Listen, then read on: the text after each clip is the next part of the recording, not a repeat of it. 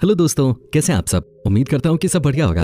आज हम आपको जिस देश के बारे में रोचक जानकारी देने जा रहे हैं वो देश अपने डांस और कल्चर की वजह से पूरी दुनिया में मशहूर है। एक ऐसा देश जहां आज भी पूरी तरह राजशाही सत्ता लागू है, मतलब इस देश को आज भी एक राजा के द्वारा ही चलाया जाता है। एक ऐसा देश जिसके पास है 14 अरब से भी ज्यादा की संपत्ति। इस देश में एक अजीब सी परंपरा है जिसके तहत यहाँ के राजा के सामने कुंवारी लड़कियों को डांस करना होता है और इन्हीं लड़कियों में से रानी चुनी जाती है। दुनिया का सबसे पुराना पहाड़ इसी देश में है। एक ऐसा देश जहाँ एक नहीं बल्कि 2 राजधानियां हैं।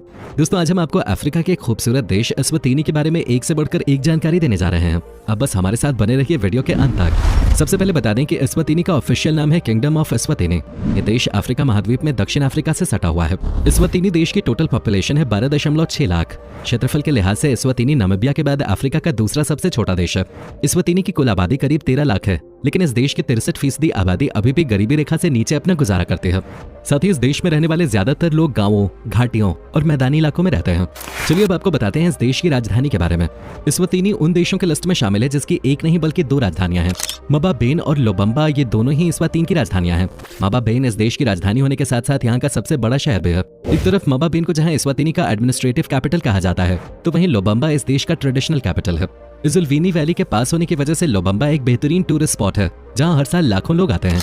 वहीं मबाबेन इस देश के राजा की वजह से पॉपुलर है क्योंकि एस्वातिनी के राजा अपना सबसे ज्यादा समय इसी शहर में बिताते हैं। ऐसे में ये दोनों ही राजधानियां एस्वातिनी के लिए बेहद खास हैं। देश के दूसरे प्रमुख शहरों में मंजीनी, बिग बैंड, सुमूनी और पिग्स पीक शामिल हैं। दोस्तों, ये देश 6 सितंबर 1968 को यूनाइटेड किंगडम से आजाद हुआ था। वैसे तो दुनिया भर में बहुत पहले ही राजशाही व्यवस्था खत्म होनी शुरू हो गई, लेकिन बावजूद उसके आज भी अफ्रीका में ये एक ऐसा देश है जहाँ पूरी तरह राजशाही सत्ता लागू है। फुटबॉल एस्वातिनी का सबसे फेवरेट खेल है। हालांकि एस्वातिनी की नेशनल फुटबॉल टीम ने कभी भी फीफा वर्ल्ड कप या यहाँ तक कि अफ्रीका कप ऑफ नेशंस के लिए भी क्वालिफाई नहीं किया है, लेकिन कोशिश जारी है। एस्वातिनी नेशनल फुटबॉल टीम को किंग्स शील्ड के नाम से भी बुलाया जाता है। एस्वातिनी का इजुलवीनी क्राफ्ट मार्केट देश का सबसे बड़ा बाजार है जिसमें 1200 से ज्यादा स्टॉल्स हैं जहां आप अपनी पसंद की चीजें खरीद सकते हैं। इस मार्केट में आपको एस्वातिनी के इतिहास से जुड़ी हर चीज मिल जाएगी, फिर चाहे यहाँ के कल्चर से जुड़े कपड़े हों या यहाँ बनी खास तस्वीरें। शाम के समय तो इस मार्केट की रौनक देखते ही बनते हैं। मार्केट में जाने का यही सबसे बढ़िया समय माना जाता है। जैसा कि हम सभी जानते हैं कि एड्स मानव जाति के लिए सबसे घातक बीमारियों में से एक है। एस्वातिनी भी इस बीमारी से सबसे ज्यादा परेशान है।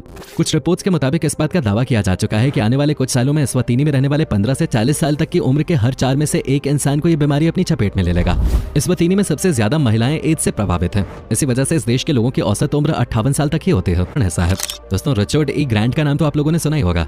हॉलीवुड के इस जाने माने एक्टर का जन्म यहीं हुआ था। वो Hudson Hawk, The Iron Lady जैसे फिल्मों में दिखाई दिए। उन्होंने गर्ल्स और गेम ऑफ थ्रोन्स में भी काम किया। दोस्तों, ये था अफ्रीका का खूबसूरत देश एस्वातिनी। उम्मीद करता हूँ